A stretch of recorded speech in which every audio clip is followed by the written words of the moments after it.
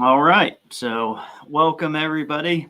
First things first, let me know if you can see and if you're hearing this fine. Obviously, you can see fine.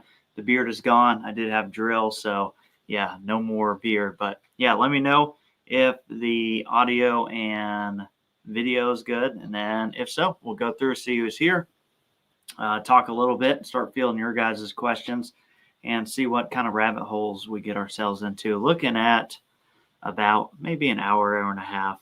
So seeing good audio. So there we go. Let's see what we got. We got Rob's little long range. What's up, brother? We got Aldo Schmendak. Al Hirsch, great goat herder. What's up, brother? Let's see. We have CK. We have James Schultz, Brian Turner, Copper Star Precision. Sorry. What's up, brother? Bob Azzoli, what's going on? Mr. Ron Smith, we got Little Snoop, we got Larry Tucker, we got Chris Monkey's Garage, we have Alan from Ventress Marksman. What's up, man? We got Mr. Jeffrey P., winner of the Long Gong match from up there in Maine. We got Tom Brewer. Appreciate you, brother. Let's see. We got Livings, West Virginia, 1965. We got Mr. Jacob Peer from Missouri. Speaking of Missouri, Chris from Midwest Long Range better show up because he was complaining about it being too late. So I bumped it back an hour just for him, just for the old guys like him. We got Mr. Stephen Lee. We got Daniel Martin. We got Rokit. We got Robbie Razor. What's going on, brother? Darren DeNoble. We got Keith L. Shepard. We got Ken Smith. Long Rifle in the house. Kentucky Rimfire and Hobbies. What's up, brother? We got Rick Lore. What's going on, dude? Mike Wednesday, Boris the Blade, Ashraf Murad. We got Mr. Pick. We got Kenny from Eagle Eye. And then we got Captain Cupcake. What's up, man? Thomas Hammond, Bravo Man 80, Walter Guthral. We got L3 Eyes in the house. We got Thomas Tiak. We have Dirt ATV. What's up, brother? Ryan Drink from Kansas. Beyond Topic, Mr. Pocket Prospecting. Let's see. I think I said maybe I know John Stepien, one of those. Probably messing that up. We got Lucky. We got Mr. Daniel Maple. Oh man, you guys are piling in. Let's see. Trying to get. We got Stan Lagoon, William Rayburn, Texas Wingnut 62, Alaska 180. What's up, brother? Grant Pertain. We got Kieran Wright. We have Rubicon Joey. We got Columbia Mountain Kennels. What's up, man? We got Mr. Brian Turner. We got Lance Little. We have S. Page Stutes. We got Max. We got a bunch of guys from Texas to Australia to Virginia to all over. Appreciate you guys joining. Well, we got a quick 122 in here, so that's a good sign. We got more coming. So I don't want, obviously, I think most of you guys probably saw Kenny's live stream. We're not really going to go into a lot of that. Kenny and those guys obviously, they went over absolutely everything about it. So yeah, for those of you who didn't, obviously he's here, so you can field some questions. Quick shameless plug, since so many of you guys came in so early. I'm ending the pre-sale on hoodies and t-shirts Friday. So Friday it's done. Won't do another one until probably summer. But if you're not sure, it's just a shirt, the mill green with an all black logo for those of you guys who haven't seen them. Same with the hoodie, only in mill green, all black logo. And yeah, so maybe summertime we'll mix that up a little bit, but that does end Friday. Yeah. So if you go to the website, pursuitaccuracy.com/shop, it's all there. But like I said, cutting off Friday, I'll mention it again towards the end. But anywho, let's see who we missed here. We got some old farts joining in here now. Mr. Clay Kennedy. We got 22 Lima Romeo. What's up, brother? Nice to see you. We got Charles Lehner. We got Zongli Goes. What's up? Let's see who else maybe that I didn't get. William Rayburn's off the coast of Mississippi. So nice. But yeah, so I've been more of the same, testing barrels.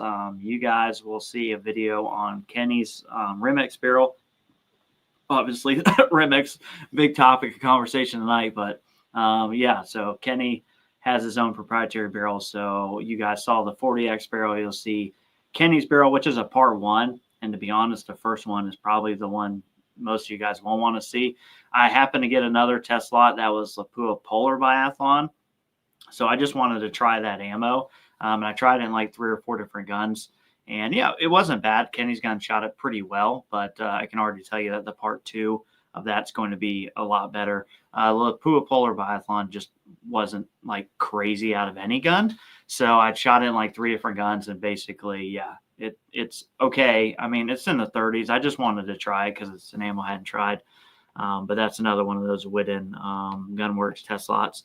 But yeah, so besides Kenny's barrel, I have a Rimx barrel that's coming from Lilja. You guys will see that. I didn't even know they made Rimx barrels, but I'm still waiting on KI Precision because I have a Bergara B14R barrel coming and a CZ barrel from them.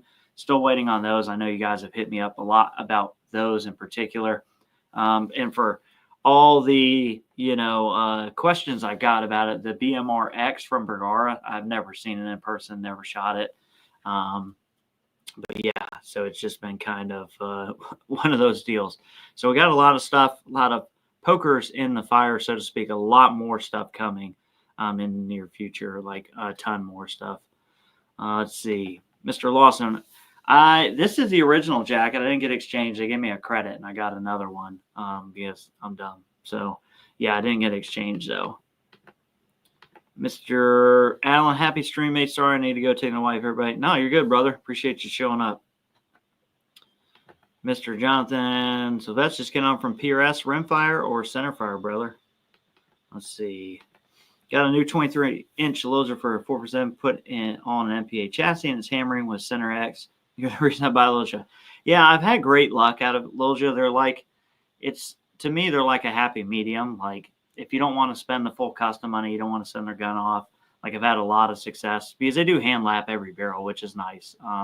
So yeah, it's just one of those deals. If you're not wanting to go like full on gunsmith, then the Lilja has been very, very good for me. I'm excited. I really don't know what it's going to do in the Rimx. I'll actually find out tomorrow. So, and yes, I 100% agree with this. Laughing about cold weather ammo. Yeah, it doesn't probably get cold enough here. It's been in the 20s and 30s, like so highs in the 30s, dipping down in the teens. For me, that's freaking cold. Do I like Valcourson Summit? No, I think that action is pretty terrible, honestly. It's, I don't know. I do think it's like the solution to a problem that never existed. Like, but yeah, the Summit in particular, I've never seen one that had a good, like, smooth action. They've always been clunky, and I've never really seen one that was really like a hammer. Nice shot, Rimfire. 601 Rimfire, Mississippi. They're going to have an NRL 22X. Nice. Yeah, I'm going to an NRL 22X match in Georgia. I forget the name of the town, but it's like, I think it's called the Rattler. It's in, I think, the 3rd week of February, if I'm right after Valentine's Day. Let's see. I assume you're testing in the Rimx is with this. Yeah. So for the Lilja Rimx barrel, it is with the standard bolt face. Kenny's barrel is not. Kenny's barrel is is his modified bolt face for his barrel, but the Lilja is, obviously, because I didn't know where and how it was going to time up to try and even run it with one of my modified bolt heads. So I just had them sent just as they normally would. Yeah, right on. Yeah, so what questions? Let's get right into. Yep, Mr. Jerry Gorey knows where it's at. Swainsboro, Georgia. Yeah, open up, see what kind of question you guys got. Let's see. I've also been testing some new stuff. I mean, none of it's like you guys saw the Arkin video, or not.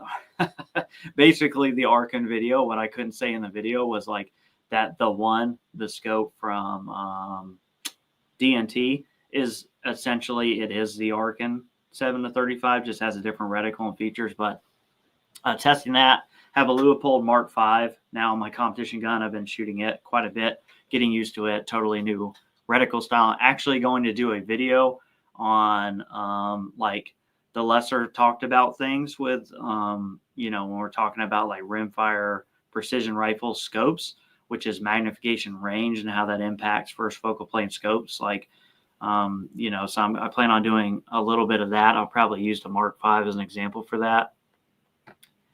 Anyone have a line on RCBS 90250 carbide bass cutter? I would not. Maybe somebody will. Gun Tote Minnesota. What's up, brother? Eager to hear updates coming to Vision chassis. Yeah, order mine and Rube is still waiting to arrive. Yeah, no, it's good. I actually just shot that video. It's a quick update. You know, I didn't want to make it a big production because it's basically the update on the CZ. So I'll release it midweek. It'll come out midweek, and it also shows like some of the pro accessories that I've been running and trying stuff that I didn't do in the original video, and then just kind of a quick update.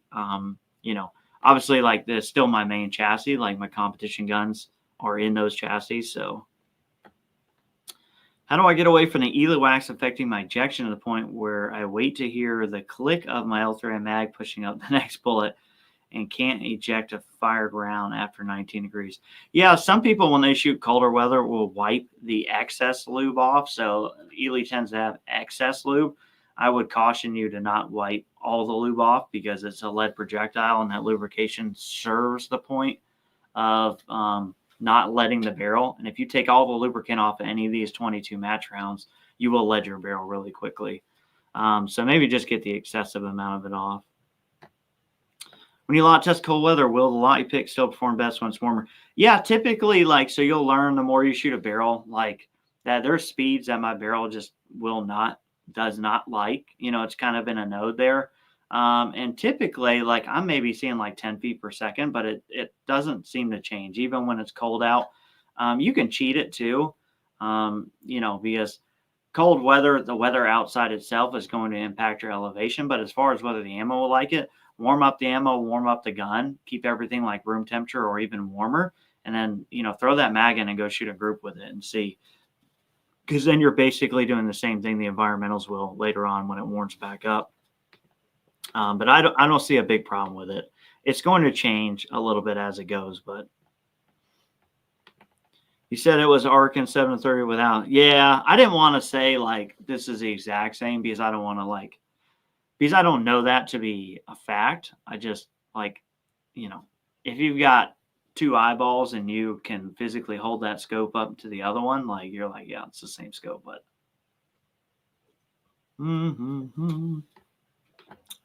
Is shimming the factory CZ 4% empty a barrel with the effort? Yeah, I mean, you wouldn't shim the barrel. In that case, you would be stuck to shimming the bolt. Like if you wanted to tighten up headspace, you would have to shim the bolt. You could try it. I mean, bolt shims are going to cost you next to nothing, so why not?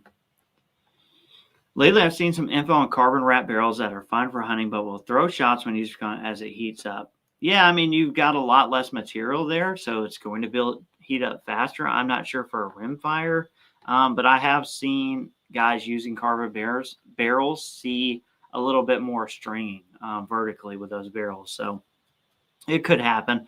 And for a competition, I mean, you really want the weight. Like, you don't really want a carbon barrel for any 22 comps where you would need like precision. Like, so a precision competition, you're going to want the weight of that steel barrel anyway to balance the rifle. We got Mr. John Neal joining up, brother. Appreciate you coming, man. Best barrel for B14R I don't know. The KI barrel, from what I've been told, is pretty good for a prefit for the Barrera, but I don't have it. I mean, it's literally like we've been going back and forth. I'm just waiting on it to happen. It hasn't happened yet, but hopefully it will. Because the only other one I know about is the IBI, and I wouldn't recommend that one. My favorite bag, I just have, like, honestly, I go to like my local gun stores, and I just buy like a 2 rifle like bag, like those tactical bags with the pouches, and those are what I use. Let's see. That really cold weather is when the polar bathroom really. Yeah, I probably needed way colder weather to get it out. And I understand the principles. Like, I didn't think it was going to perform great, but I just wanted to do something different because I'm always testing like Ela, because that's what ultimately I shoot in competition. So that's what I'm testing, because I'm buying a bunch of it to lot test and get all my guns set up.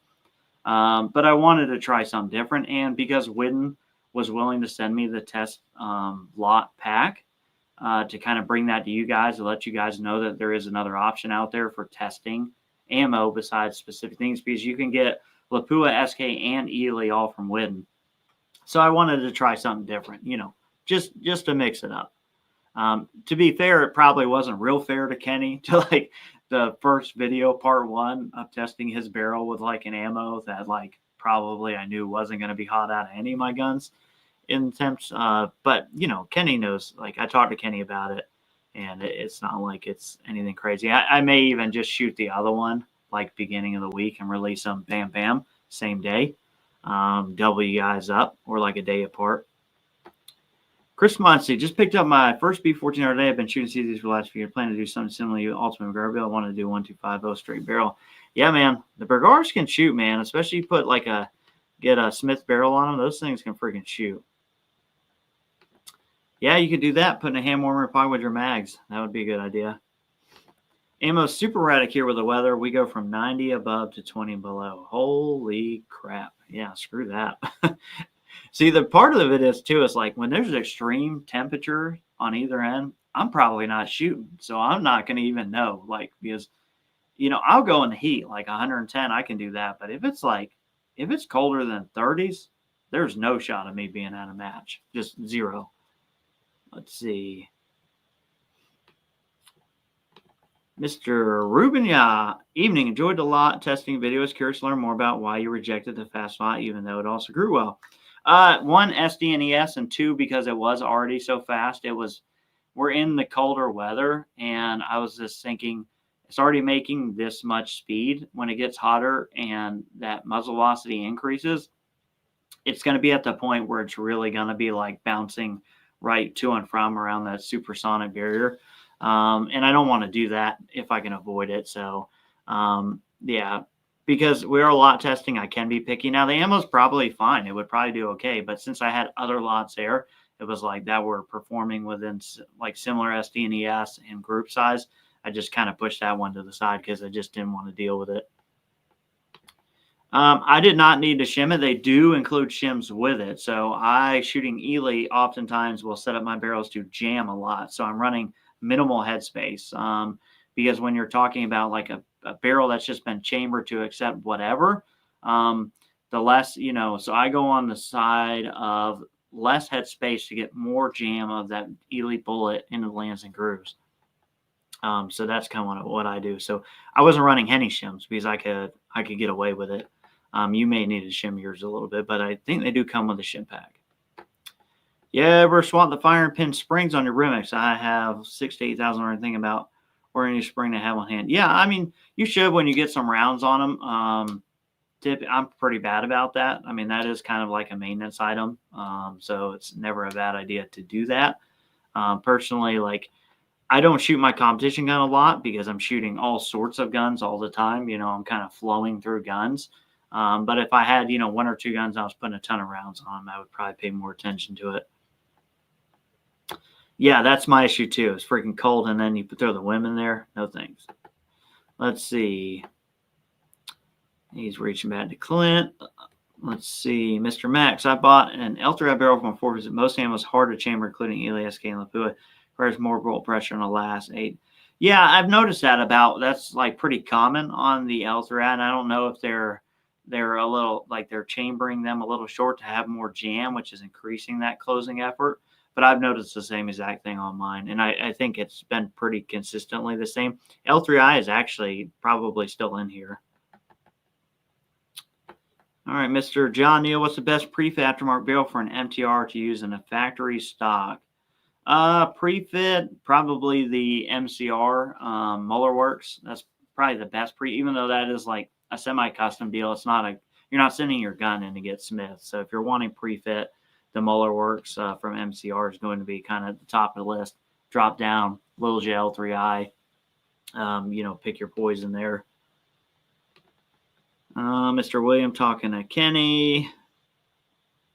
Let's see.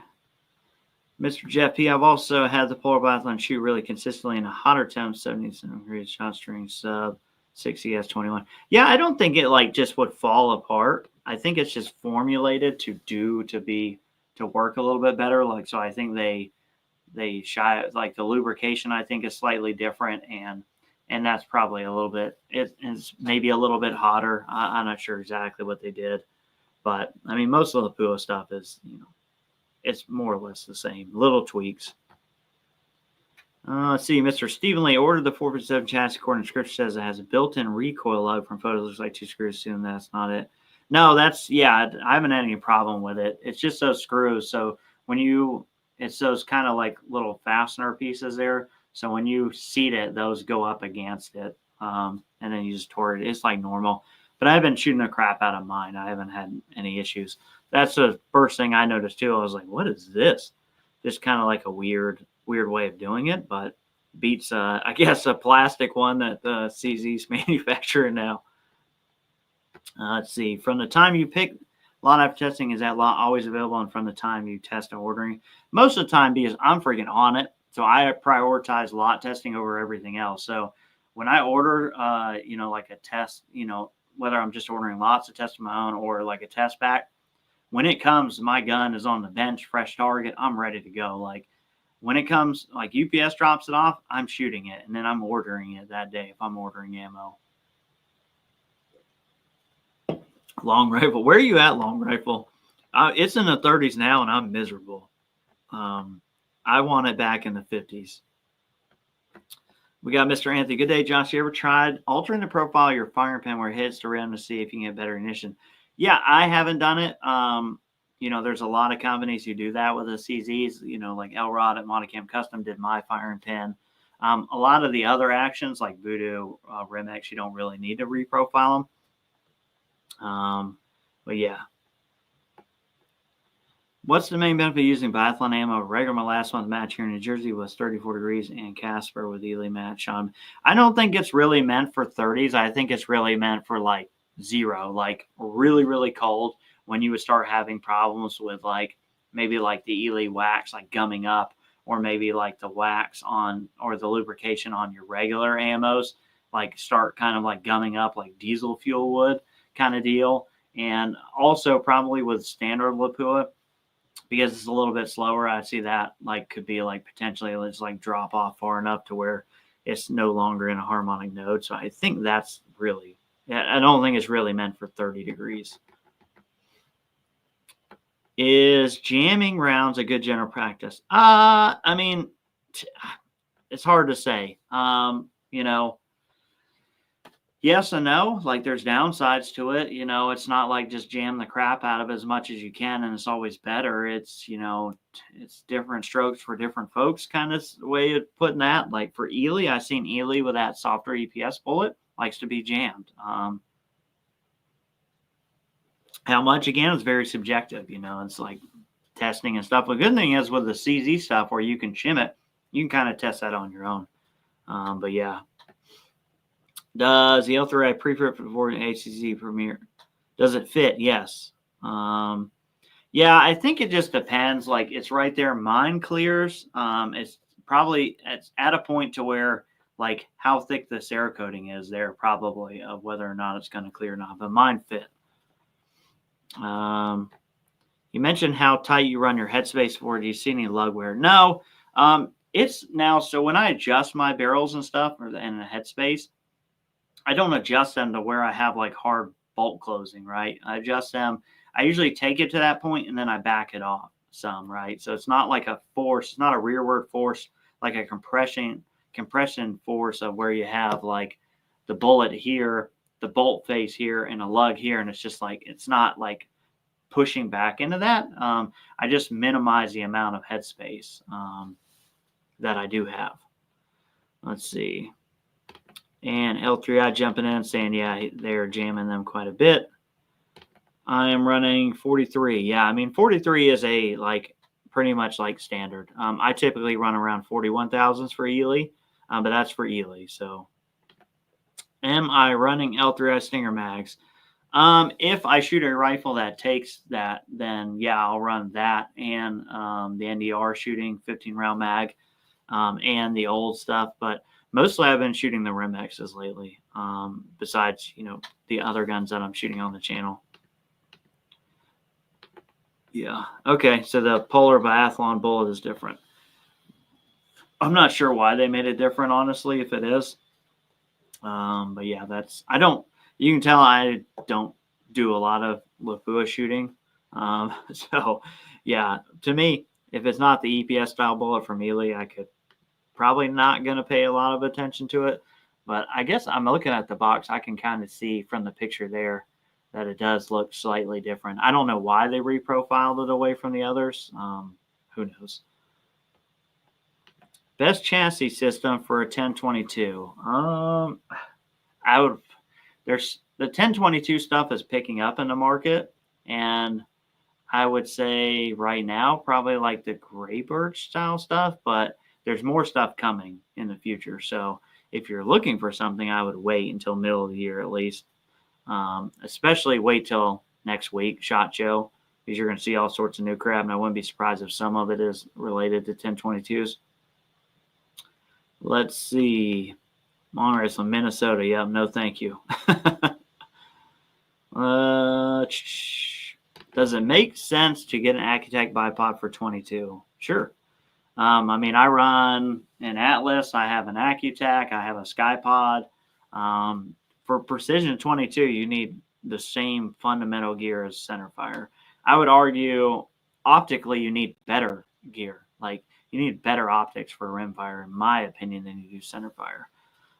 Short of just trying to burn through Mirage and things like that. Let's see. We shoot PRS-22 matches in Alaska in the coldest, and that was about 13. It was a chilly one, but it's been surprisingly warm lately. And yeah, I could not do that, man. Let's see. I have not seen one besides the video they did, and so I have no idea. I mean, other than that, it looks like a Remington 700 chassis, but it's kind of hard to, it's super hard for me to have an opinion about it without having actually physically held it, played with it, thrown it on props and things like that. So yeah, I mean, it's just like, without me playing with it, I really have no idea. What's a good size group for 100 yards and great? Good. So I think, consistently good, 0.7 to 1 inch. Great. 0.4 to 0.7. Like, and a lot of that's going to be based on environmentals. If you're out there trying to do it in 3 or 4 mile an hour wind, good luck. I'm going to push bolts up, push them down. Let's see. Yeah, I had drills, so they forced me. So the beard's like about 6 days old right now. It's coming in a little bit. That light from there is blinding me. But yeah, it's about another week. I'll have somewhat of a beard back. Mr. Ashraf Murad. So I've done some research on standard barrels that come in the MTR. It seems that the bore is slightly tighter in some places, like just in front of the chamber and closer to the muzzle end. That is the reason for the increased speed some of us are experiencing because the increased pressure getting muzzle velocity 1145. Yeah, that's pretty wild muzzle velocity, even for Ely. But yeah, tight spots will do that. Counterintuitively, what most people think, if you increase like resistance in a 22, it's going to increase muzzle velocity. It's going to create a pressure spike. It's going to increase muzzle velocity. And then you would think, most people, what common sense would tell you is well, the slicker it is, the looser, the less resistance have, the faster it's going to go. But yeah, not always the case. And I'm sure there's a chart somewhere that goes like this and and like this. They intersect at some point and it takes over back and forth. But generically for the speeds we're shooting, that's what I see. Let's see.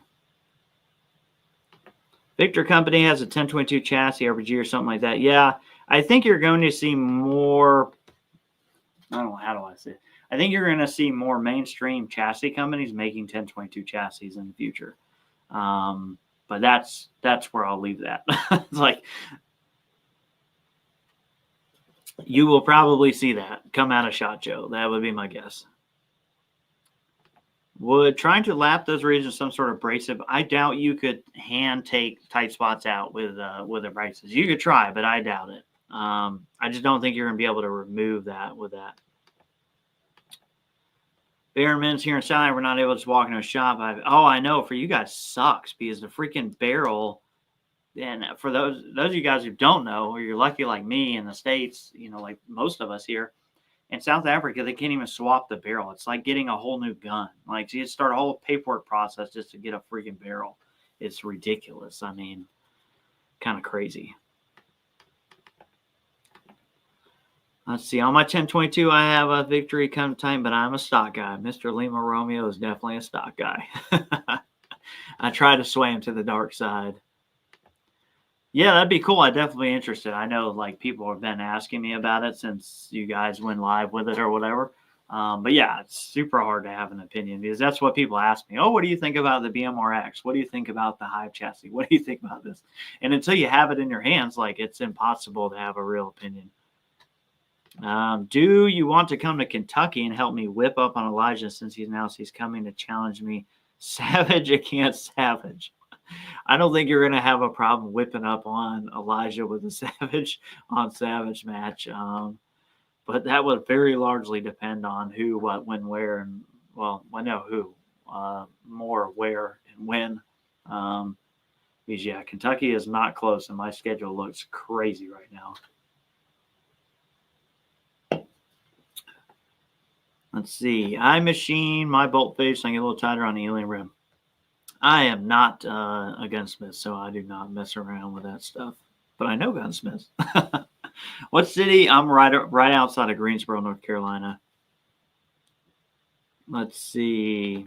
Any chance you're putting together? Do you have a scope guide broken out by price bracket? No, I kind of like. So I had a video a long time ago where I did it, and it's so scopes are so subjective, right? Like it's such an objective thing. It's such a personal experience. And honestly, like I've almost like I really like in lately, very recently, have thought about like, dude, I don't know if I want to do scope reviews anymore because there's so much controversy within it, right? Like X brand is great. No, X brand is crap. X brand has these issues, but Y brand is great. It's super personal, right? It's a super personal choice. And the only thing I can do, and the only thing I've ever been able to do is bring you guys my opinion as a shooter. So, and I've never had like somebody like take a recommendation and be not happy about it, but it's just getting so controversial now that like I really don't want to recommend scopes to anybody. Like, I like the scopes I like for the reasons I like them, and they work well for me, and I've never had problems really with any of my scopes, but it's just so controversial now with optics. I mean, like I think I just watched the guys over at Paramount Tactical did a live and stuff, and they're basically kind of like crapping on the Mark V and the Mark IV, saying they have quality control issues at Leupold. I haven't experienced that. I have 3 Mark IVs and a Mark V, but I'm a sample size of 4, right? These guys sell them, right? So, who am I to say? And then you got the whole thing with, the Athlons and the DMTs that, some of the influencers are saying that like the Athlon is as good or better than a Night Force ATACR and these kind of things. And I just like, I kind of just almost want to remove myself from all this because at the end of the day, like, if you're gonna like, I think basically whatever budget, whatever you can stomach to afford to buy that. Are there a ton of great values for very little dollars in there? Yeah, then buy that. So a scope guide is kind of hard to say because honestly, you're not really in the market right now. It's so competitive. You're not going to say buy a $2,000 scope and be like, dang, I wish I'd have bought the $600 or $700 scope. It doesn't work like that, and you just don't see it. So, and again, what reticle do you like? Do you need illumination? Do you not? How big of a field of view do you need? And that's going to all depend on what you're shooting. You're shooting bench rest, or you're shooting just target shooting, or you're shooting PRS or NRL. All those things are factors, and it's just wildly hard to answer them without introducing my own bias, because I like the scopes I like for very specific reasons for the very specific shooting I do. And to try and apply that to what everybody else is going to do could result in very different experiences. for you. Like, if I love the Mark V in a 5 to 25, but then you buy it and then you want to do something else that I'm not doing with it, it may be a terrible scope for you, or you may not be ultimately as happy as you could have been if you spent half the money in a totally different style scope, if that makes sense. Kind of off on a little tangent there, but that's actually been kind of like in the back of my brain for like the last month or so. And it just, that question just kind of pulled it out. So I didn't mean to go off on a tangent there, but I kind of did.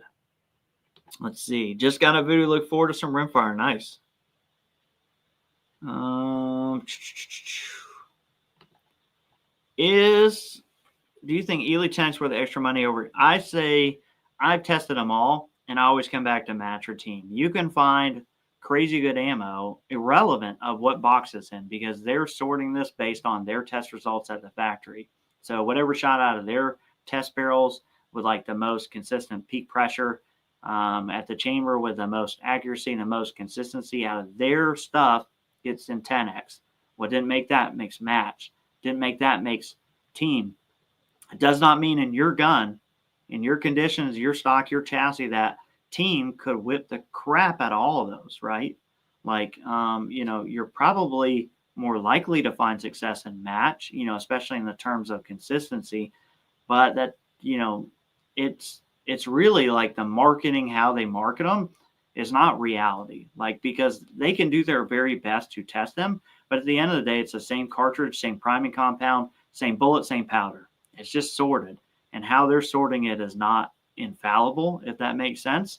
So really those tiers mean little to nothing, except for they're more likely to be more consistent. Like across a case of ammo, yes, 10x should be more consistent, but you could put more consistent 10x in a gun that your gun is, and it could hate it, and it doesn't matter. So it's kind of a tricky thing to navigate. Let's see. Am I going to get one of the new dude? Probably, yeah. I'm probably going to buy one. I'm not sure IBI at this point would even freaking sell me one. I don't have anything against IBI. I would like to get their Deuce because I don't think a lot of people have them, and I heard that they were coming out with 2.0. So I'm going to try and get one.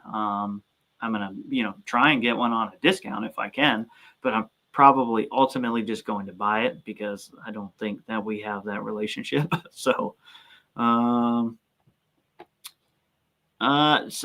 the firing pins are one big square block. Sometimes they'll reprofile them to bring it inboard, right? Because the priming compound is not on the very, very edge. That's like a rolled over material. It's slightly inboard. So you want all the energy going into where the priming compound is. So what they'll do is reprofile it so that the point of initial contact is exactly where the priming compound will be.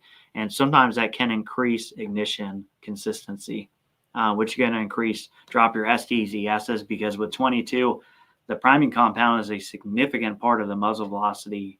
It's not insignificant. It's a large percentage, not 80%, obviously, but it's probably 20% or something like that. Thoughts on cleaning. I needed a whole nother video. Like we could go on another 30-minute tangent here. I overall, very basically, keep the gun clean. That's my if you're starting from scratch zero or you're not sure where to start, keep the gun clean. Clean your gun, shoot it, go a couple hundred rounds and then clean the gun and foul back in. Then you always know where you're at. And you can play with that as you go. But to start out, I just recommend initially, if you're going to start out on a cleaning regimen, just keep the gun clean. Like, it doesn't need to be clean every single time, but by the time you hit 300 or 400 rounds for the barrel, just go ahead and clean it and refoul it in 10, 15 shots and back to getting to where you were and how you know the gun will perform. Somebody said, it's sugar-free Monster, man. Sugar-free. And I work Thursday. I got to go to sleep early, actually, tonight, because I got some family coming in tomorrow. With all these North heathens running around with beards in the Air Force, we really should just allow them across the board. Yeah, I would agree with that.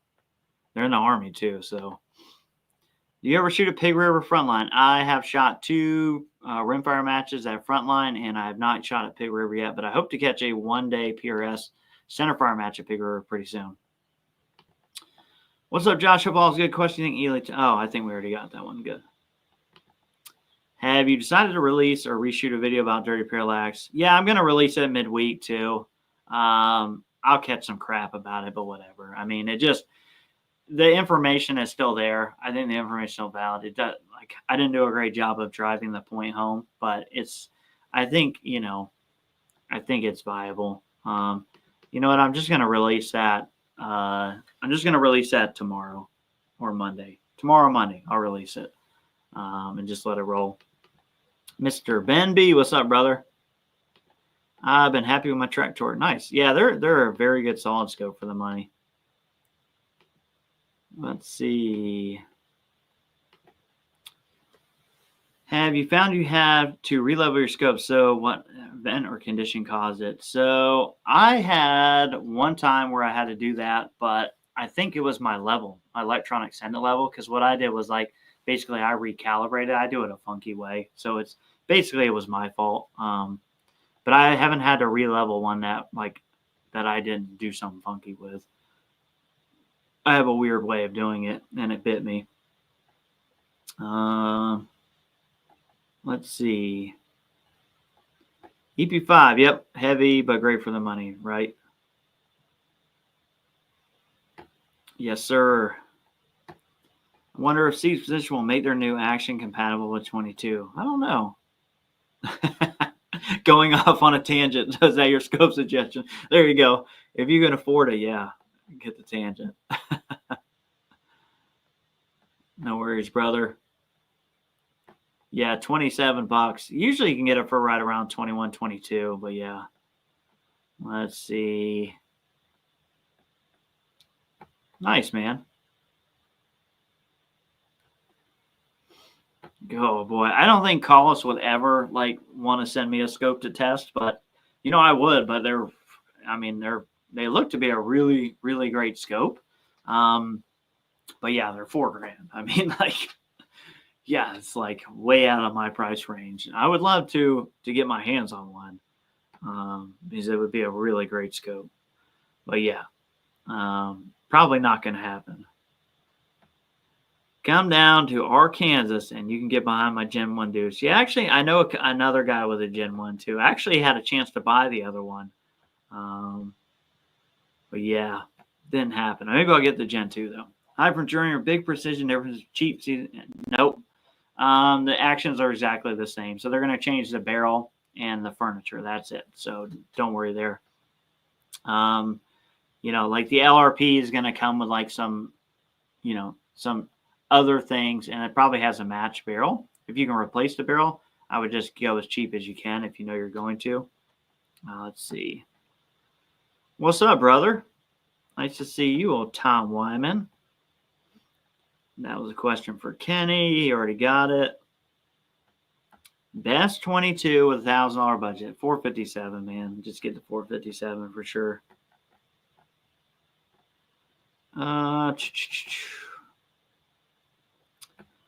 The Arcan E5 DNC, yeah, they're the same. The 7 to 35 are the same. So I got some of the backstory. I'm not gonna. It's not factual to me, so I'm not gonna speak on it. But basically, the 7 to 35 Arcan, 7 to 35 DNT are the same. I prefer the DNTs aesthetically and the reticles, so that's kind of the deal. Old Tom Wyman took the hive out today, and now the first official win with one. Loving it so far. Nice. Man, I thought they banned you from going down there to the all girls middle school competitions. Still out there just beating up on them, huh? I'm just messing around. Tom's a good shooter. Probably shot a match at Gaston. That's pretty cool. I guess we'll see what you think about it. Maybe, well, not on video, but in a post or something at some point. Have the EP5. The DNT one has a reticle. I think I'm going to go with. Yeah, if you're going to shoot precision rimfire, I mean, the DNT reticle is just better. Let's see. Really like the SG Pulse. Yeah, I like it too. Yeah, I enjoy now after having both for a while. Honestly, I'm kind of sold on the SG Pulse. I do like the Senate. I have 2 Senate levels, and I got the ocular pieces and all that stuff. But I spend more time with SG Pulse, and more time I spend with it, I'm like, man, I think that's just easier. Like, so that's pretty cool. So yeah, the SG Pulse, I may get a few more of those. Mr. Eli is going to check stuff out at SHOT. Hopefully new products being shown at SHOT don't take 2 years. No freaking joke, man. I hate that, man. That's why I don't go to SHOT. Like, I've been asked, I'm going 2026, I guess, because some buddies want to go, but I hate seeing stuff that you can't get. And to me, that's like a lot of crap at SHOT. Like, MDT had their electronic trigger. That thing, where's that? Nowhere. Like, it's half the things you see at SHOT Show are released, and then they get pumped like they're coming out, and then they just don't. And it's just irritating to me. Josh, do you shoot any second focal plane scopes? I don't typically, but if I was going to shoot bench rest, I would shoot second focal plane. Or if I was going to have like a hunting scope, squirrel hunting rig, second focal plane. I would do second focal plane for everything but PRS and NRL. Please help me decide ARC and EPL 4 620 or Athlon Midas TAC. I don't know. It's going to be hard. I haven't been behind a Midas TAC in quite a while. I don't know. Hopefully somebody else will speak up that has those two. Love my pulse, and I just need to come out with stage timer. Man, just shoot faster. Don't worry about that stage timer. Hey, trust. Too, there's people, the flip side of not having a stage timer is there's an RO behind you with a timer. Like, you can literally just ask them. I asked ROs like 4 times in some stages when it's tight. Like, I'll shoot to a certain point, then I just say, hey, time. And they'll tell you the time. Or your buddy. Like, that's another thing too. I'm kind of at this point, like, kind of over strapping crap to my rifle. Like, I got so much stuff on there. Like, I just do not want to add more complexity. Because part of it is too, is like, I want to go into the stage with like a clear focus. Like, I don't want to be like right before the stage, be like, oh, did I turn on my level? Did I turn on my timer? Is my timer set right? Did I turn on this, that, and the other? So I'm just kind of like at the point where like I put enough crap on a gun without adding a stage timer to it. Bunch of votes for Athlons for you. Send it level and timer should be MD ship 1 unit. Yeah, that would be nice. Let's see. This is interesting. Nick Poe, my new Voodoo bolt stop. Oh, the bolt stop. One of the edges of both sides of firing causing a bolt to shoot out the back of the action. Seems out expected to see on Monday. Interesting. Yep, shoot faster. Joke that Clay can miss a flight and still not time out. Nice to right. See you, brother. Thanks for showing up, KY Rimfire and Hobbies. Appreciate you. Oh, Chris Lane coming in here. What's up, brother? My Senate level battery's been dead for a year. I just sit there to make it look cool. That's right. My ADHD can barely tolerate flashlights on my rifle during the stage. Yeah, it doesn't bother me too much, but I could see that. Do you have a favorite brand of 22 barrel? Commercially, probably Muller Works, like their select barrels. So like, this is something I don't want to know how much people go into it. But there are almost like 2 different Muller Works barrels too. There's like kind of like select ones that get done by one Muller Works, and I don't know, but Muller Works is probably like, if I just had a Brux from a couple of my buddies' guns, the Brux barrel blanks too have looked really good. I actually want to buy one of their blanks just to get a barrel spun up to test it. But the Bruxes look really, really good. So Brux and Muller Works, I would probably say generically. Let's see. What do you think about 17H mark? Cartridges weren't that expensive here near, but think about them. For target shooting, I would completely avoid it. Just because it's just not going to be as popular. The ammo isn't as prevalent. It's going to cost more. So for me, there's not much pull for me to go to 17 HMR. I would rather just shoot the 22 long rifle. Oh my God, this guy finally freaking showed up. Look, I moved it to 9 o'clock. We've been on this stream for 49 minutes and you finally show up, old man. It's about time. You look 12. That's just because you look 90. Don't be hating on me. Don't try and make this about me because you look 90. I don't look 12. I look a solid 16. At least. Mr. Pocket Prospect. Athlon's better glass, less fuzzy in summer heat, track silver bullets better, also evenly matched tanks. Yeah. I buy that for $1. I do think I was kind of generically thinking about saying that, but I haven't seen through the Midas tack in so long. But generically, for the money, it's Athlon has like better glass than some of the others. Now you're not getting as good a turrets, I don't think. Not that the turrets on the Athlons don't track and all that, but I just mean a form, function, and size for precision shooting. Let's see. Where's Midland? I locked him in a dungeon, and I just let him out.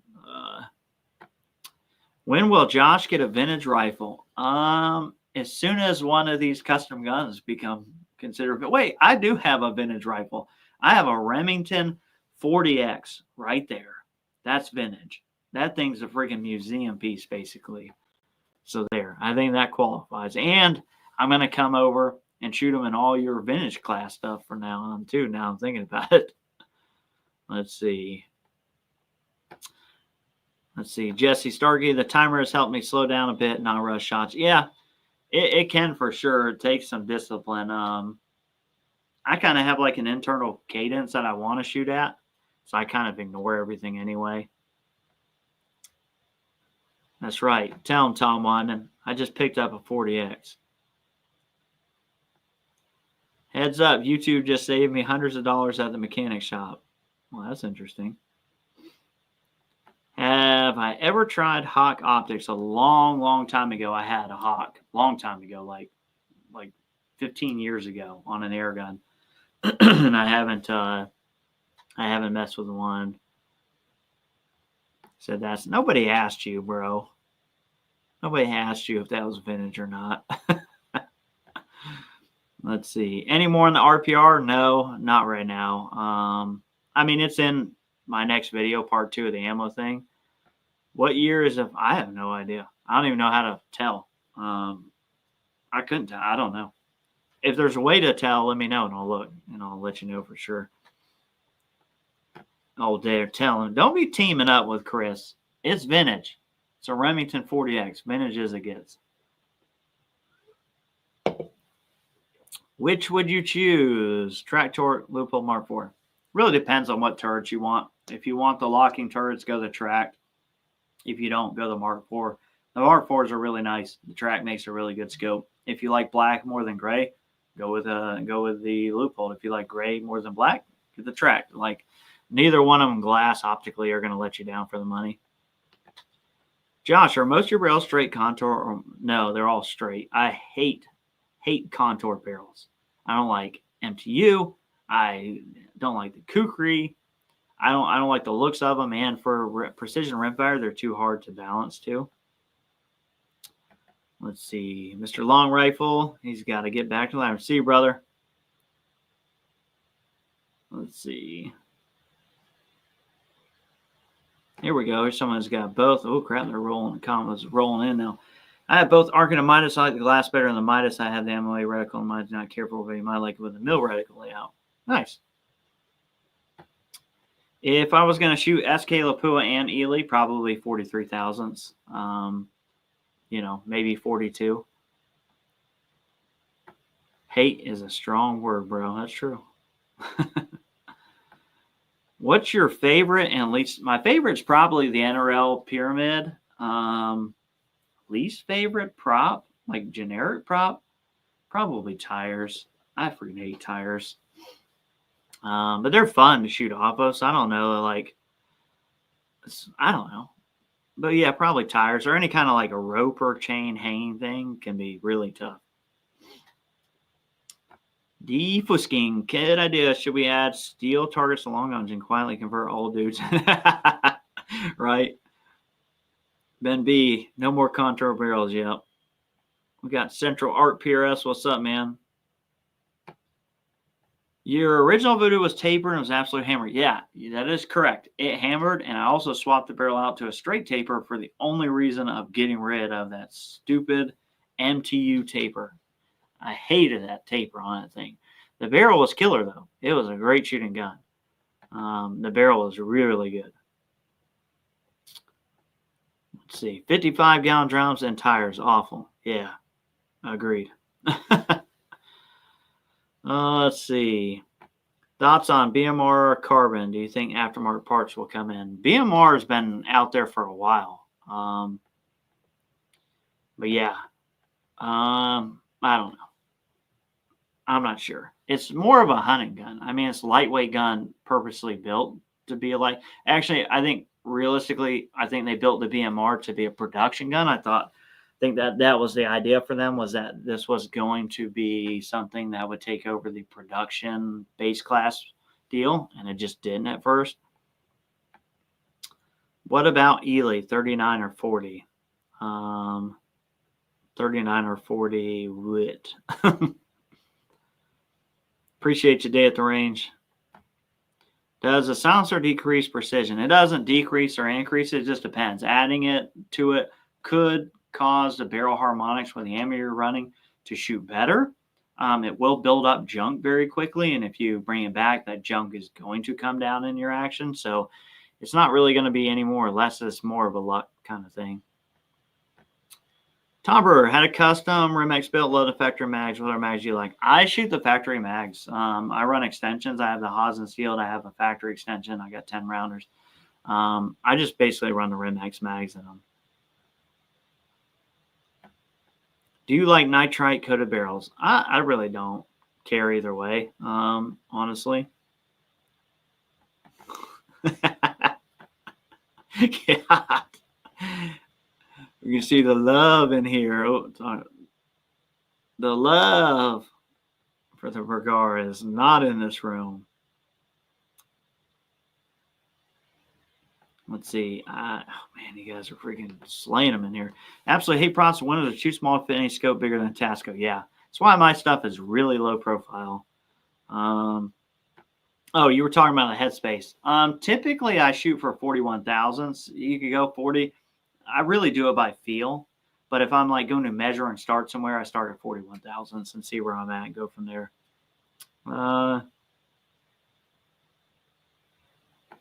My guess, yeah, same. I mean, yeah, they're really not like PRS or NRL 22 guns.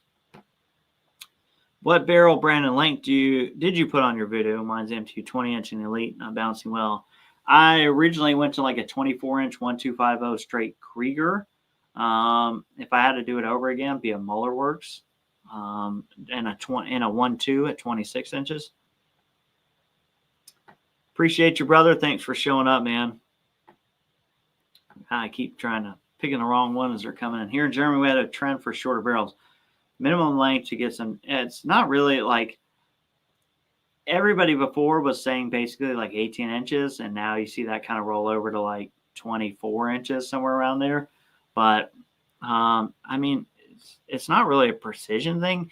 Can see SD and ESs probably get better with longer barrels, but it's not going to make or break you. But if I had to pick a barrel length, like a minimum barrel length for me right now is 24 inches.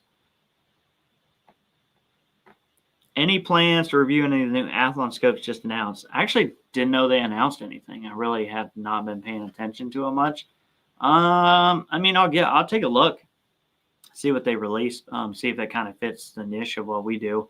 And then, yeah, I'll reach out to Dustin and see what we can do. Let's see. Do I like rainbow sprinkles? No. You'd say your stuff's low profile. Recommend a spur mount or not? Yeah, I like the spur. I like the Area 419, and I like the MPA. Probably in this order. Spur, Area 419, MPA mounts. I like all three of those options. The 419 I have one of right now. I just put it on when I went to the Mark V. And yeah, I really like the Area 419 mount. Best drop in barrel or pinion carbonite barrels, I guess, precision I need to care. Best drop in still for the CZ, the Muller Works, MCR for drop in, obviously. But yeah, carbon stuff. We don't mess with a lot of carbon stuff for precision. I do not hate 17 HMR, I just don't have a good reason to shoot it. It'd be like having a Corolla and just trying to decide if I'm going to put like 100 octane or the 87. Like, I'm basically like everything I like do, I can do with like 87, which is 22 long rifles. Everywhere it's cheap. So why buy 100 octane to do the same thing in my Corolla that I can do, you know? That's my only thing about it. 17 is just not doing anything for me because I'm not hunting and doing anything where I would need it. But yeah.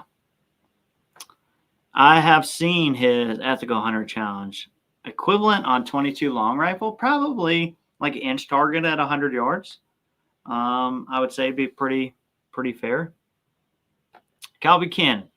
Howdy, Josh. How's it hanging? Finally took my Curtis our cuz a few days off. Mess, I'm loving it. Nice, man. Let's see. I skipped one too. Let me get this one first. What's your go-to optic for Rimfire DMR? Anything 3 to 18. Right now I have a Mark IV Leupold that's like 4.5 to 18 or whatever theirs is. 4.5 to 18. That's kind of like, I like to be in that power range for DMR. What barrel manufacturer twist rate? Right now, Muller Works 16 twist. That could change, but I want to try Bruck 16 twist too because I got buddies who have them. They've been really good. Let's see. Real men always go with chocolate sprinkles. My man. This guy is more, well, you're typically gun dealer guys or guys who work at gun shops don't know crap. Not crap. I don't want to say that. Categorically, I should not say they don't know crap. But categorically, I would say that they're not specialists in anything, right? Like, so I'm in a niche thing. I live, breathe, do this almost every day. So obviously I'm going to know more about Precision 22 than a gun store guy, but those guys have to know a bunch of like very baseline stuff about a bunch of different guns. I am actually an IT guy. So I work for a credit card company doing IT work at their data center. I'm in the North Carolina National Guard, and then I YouTube on the side. Because I'm dumb and I don't like having free time ever. Slugging, no, I don't know that it's not really like Kenny and those guys. They use like an air gauge to test like check barrels. Let's see. It's Jimmy's, not sprinkles. Let's see. Yeah, if you're not afraid to spend the money, the Night Force 2.5 to 20 is a really good option for DMR. I actually got a buddy who's got one of those. When is the Bergara BMR X review coming? I have no idea. They did not reach out to me. I haven't heard anything. As far as I know, they have zero plans on sending one to me to review. I really don't have a use for it, to add it to the collection, but I would definitely review it. I think I need to review it just because, we all know how it can be on YouTube. So I would like to review it, but we'll see. I think minnow squirrel at 150. Yeah, I mean, a squirrel's big, at 150, but yeah, it's probably pretty good. Let's see. Yeah, I think that's I think you were talking about the Kid versus the Voodoo, but yeah, the Kid freaking hammered that stuff. I had that ammo. That was Chris's Midwest Long Ranges ammo. It freaking hammered that ammo. That was pretty cool. They're right. Hey, but I got dead air mask running my LRP. Doesn't seem to help tighten my groups up. And 100 have adjustment scope down and to the right. Yeah, you're gonna have a POI shift putting the suppressor on because of the weight of the suppressor on the end of the barrel. Just like if you run a tuner, when you adjust it, you'll see POI shift move.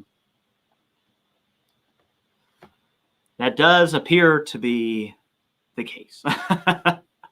They did not send me a rifle or anybody else who I know who is super into Precision 22. They basically sent it to the guys who kind of do broad spectrum stuff. But yeah, such is the way of YouTube. All right, it's getting close to, I'm not going to wrap it up quite yet, but we're going to get there pretty quick. Probably another 10 minutes. Let's see. How would one know rather to pull a scope back or shorten the length of pull? I'm not sure what you're talking about.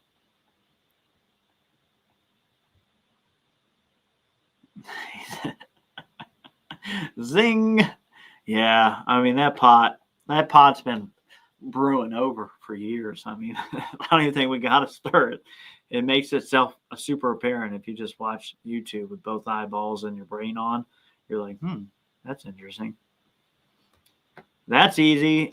Springfield 2020. That rifle sucks. Very, very, very few and far between. Has anybody been happy with that gun who's gotten it? I think they suck. I thought I did mention Lilja. So yeah, I said it before. Muller works, and then L3I and Lilja. Like, pick your poison. What do you want to go with? Obviously, the Liljas are way more proven. Like, there's runs after runs after runs after runs of Liljas. Like, I know what they're going to be. I know it's going to be hand lap. L3I is like, they're the new kids on the block with the drop in, so who knows? But yeah, the Muller works MCR barrel, and then L3I and Lilja. I'd probably put Lilja over L3I just because of the the consistency is known, where it's unknown with L3I. Holy crap, the questions are just streaming through. Well, ask him. He's on here. Old Christopher Midwest. Thanks, brother. Appreciate you. Be nice to see a heavier barrel and then 16.5 like the Tikkas or Ray allows for higher range of bullet feet per section options. I really think 16 will do just, because you can play with the twist rate. Like, you can come down to a 13 twist and be fine with 40 grain. You could probably go up to like a 17 and be fine. I don't see huge differences in twist rate. It is 10:05 and it is past my bedtime. Exclude Cyclops. He relayed we got the rifle from Brent. I don't think that was the BMR XL. I think that was his regular BMR. But yeah, there's obviously guys out there who do reviews that aren't, But when the newest of new things come out and they end up at certain people's YouTube channels, that's for a reason. They have an existing relationship with those guys. And let's be honest, a lot of the bigger YouTube channels, that's, it's basically like pay for review kind of stuff because they're big and they can do it. I'm not knocking them. They're making their living doing it. But so there's like, those are the companies, like they're going to send those rifles to those guys, get the paid for review. Now, whether or not they do an honest review, it's totally on them, because I think you can get paid to do a review and still be totally honest about it. But, that's a kind of personal thing. Love it. Love it. Love it. How do you feel about tuners? Yeah, I don't run tuners. Tuners, Kenny went over this a little bit. Tuners work. Scientifically, they work. They're going to change the harmonics, right? For PRS and NRL, which is what I do, I don't want anything else to mess with the gun. I don't want something hanging off the end of my barrel that I feel like I need to turn all the time. I'm just going to lot test and shoot the gun. I don't need the distraction of a tuner, and I don't get to shoot sighters before every stage. So to me, the tuner is just not something I would run for PRS and NRL. Bench rest, yeah, I'm running a tuner. Appreciate you, brother. Tuners will work on any barrel, short, long, whatever. They'll have less or more effect depending on the overall total material, because it's a certain fixed weight that's moving in and out, changing harmonics. But theoretically, they work everywhere. I have no idea about a Diana R22, to be honest with you. I have no real experience with one. What chassis you think works better on Voodoo 360 movement? HCC Elite and the magazine. A lot of feeding issues, frustration. And then I think it cut you off. I ran the regular Elite with my Voodoo, or the regular ACC Gen 1. And I think it's just going to be hit or miss based on the rifle. I think you need to get an adjustable latch magazine is what you need to get to really tune it in. That's kind of asking, like, do I get like the pre-order ride, or do I go like pick one out? If you send it to Kenny, he's going to thread it and he's going to go through it right there. The other direction is a pre-fit barrel. So, there's really, if you're looking to get every ounce of precision out of the gun, then of course you send it to Kenny, you send it to a gunsmith, and you get the thing machined, threaded, and put on there. They're kind of, it's like kind of a different strokes for different folks kind of situation. Again, you know, if you're wanting to do it yourself, you're wanting to get in the mail, slap it together, then that's a benefit of a pre-fit. If you want every little bit of precision you can pull out of that combination, then you send it to a gunsmith, do the DPG one. Yeah, so both really depends on what you want to do. I don't think you really go wrong with either, honestly. How many rounds do you shoot in a month? God, I don't even know. Thousands? Too many? I tell you one thing, whatever I earn on YouTube is like 50% of what I spend on bullcrap throughout the year. So whatever that works out to be. Let's see. Oh, 22. You were pulling on his heartstrings earlier, Kenny. I'm tearing this guy up. Can't be crying in front of the family watching your live stream. Why no Schillen, Douglas, or Walther barrels? I had a Schillen before. I haven't tested a Douglas or Walther. But as far as like if I had to order like a blank, yeah, I don't think you can touch the Brucks or Mullers as a blank. Like commercial blank that's available, I think those barrel blanks are basically the bee's knees. Let's see. Appreciate you, brother. You'll go down in history. Yeah, let's hope not. The bearded 16-year-old preferred 22 long rail to LLs. That's funny. He said, no, the tuner talk. It always comes up. Oh, exactly. Let's see. Thanks, Mr. Brian. Appreciate you, brother. I was trying to get through these last bit of questions. Look at here. Look who freaking showed up. Trying to figure out path back into videos, but I have big changes in my family and career. Trying to get things caught out, get back in the game just looks different. Yeah.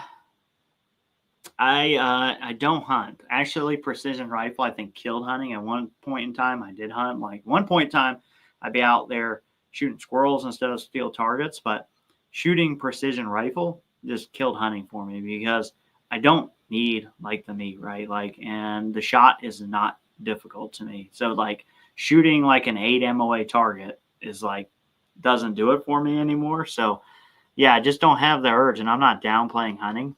You know, a lot of people really enjoy it, and there's obviously more into it than that. You know, setting up, finding the animals, getting things like it. That just doesn't do it for me anymore. Like I said, precision rifle just ruined it for me.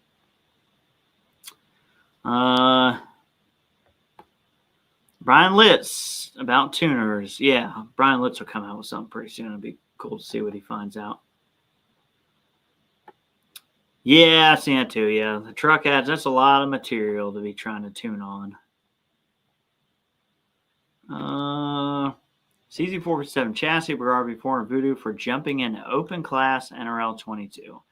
Oh, I mean, honestly, despite the fact that Voodoo went and like sole sourced everything to DI Precision, I think the Voodoo action is probably the best action, like commercially, like right now. Like the amount of like pinfall energy, consistency, and things like that. Now, I will say the guns, the complete guns, the tolerances of like headspace is like, you know, wandering a little bit. But the action is probably, I think, the best action out right now. And I've had some factory Voodoos that just killed it. My factory MTU barrel, like Chris was talking about earlier, that gun was a freaking hammer. No, I've never ruined a 22 barrel. Let's see, I think I missed one from Castle B up here. He bought the new one in a 457 stock. Does not shoot as well as his old CZ457 varmint. I mean, just keep trying different ammos. It could just be that barrel. Maybe that barrel blank just wasn't real hot. We got old Cyclops on here, man. They'll let anybody on these freaking live stream, live chats, I swear. Yep, shaved. I didn't want to. Trust me, the Army forces me to do this once a month. Let's see. Appreciate you, man. Let's see. I have a lot tested. Ely and SK ammo. Nothing's dialing. Yeah, it could just be the barrel, man. I mean, it happens. Appreciate you, man.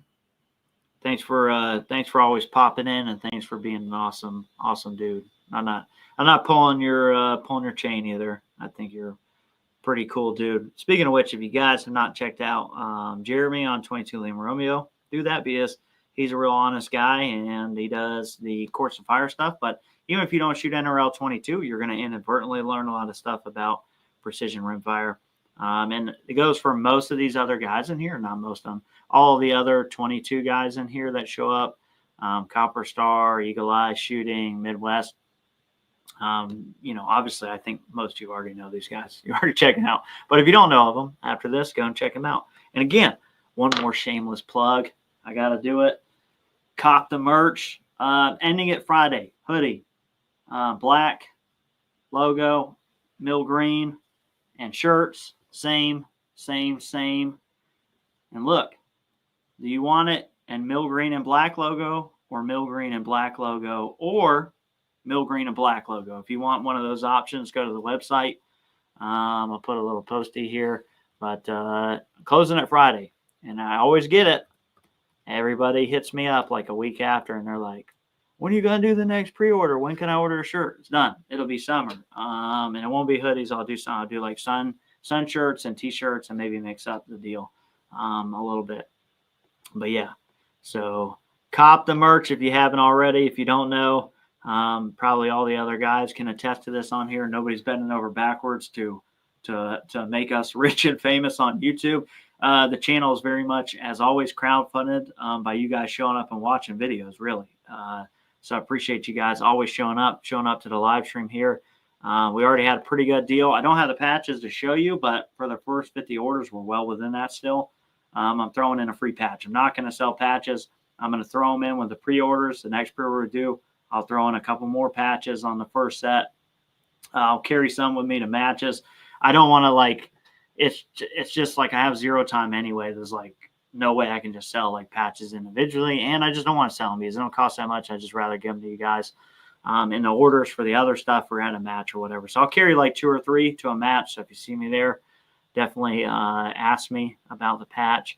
And if I'm totally out, I may rip the one off my gun. I'll probably have one on the gun or something like that. But yeah, I appreciate you guys. I think we've wormed through. Let me make sure, double check. Let's see. If you want to see a one-eyed fat guy from Texas whack scopes with inappropriate objects, all while expanding your vocabulary, check out Optic Cyclops videos, Joe Rea. That's basically what he said, guys. I'm paraphrasing, but yeah, check out Joe. He don't hold back. He's our retard. We love him. Joe Cyclops is ours. A 22, precision rimfire. He's ours. He's our idiot. Like, we love him. But no, do not watch his channel. If you got the grandkids with you, wait, or put the headphones on. You don't know what the guy's going to talk about, whether it's going to be midget strippers or what. He's liable to say anything. And it's like, if you ever meet him in person, it's the exact same thing. Like, I would suggest not meeting him in person because he does tend to get a little bit handsy. I met him a couple years ago. And if you ask him about it, he'll tell you what happened. But no, he's a real good guy. We got Mr. Rimfire SS in here coming in late to party. Check him out too. But yeah, all the YouTube creators on here. And again, big thanks to you guys. You guys come out in force for this. Everything we do on the channel is basically based on your guys' recommendations. Anything I'm able to get on the channel is because you guys show up and watch the videos. And I can use that to flex on the manufacturers sometimes to help us get stuff in for review, whether it's loaners or whatever. You guys make all this possible. I know you guys hear that all the time on YouTube, but it's because it's the truth. And, I can't afford to buy ammo if you guys don't watch the videos because, YouTube pays us pennies on the dollars. If I made shorts about cats, I would make 3 times the ad revenue per view than what I make as a gun channel. So there's that. It's just, you ain't going to be rich doing this, but it's a lot of fun, and I have you guys to thank for it. So appreciate all you guys showing up. Thanks for all the other YouTubers, especially. Thanks for bringing great questions. Hopefully we answer most of them. If I missed any, you can just comment on the non-live part of this. I always go back. I always read the comments. But yeah, some cool videos coming. New interesting stuff coming in the year. Appreciate all you guys. And yeah, we will catch you on the next one.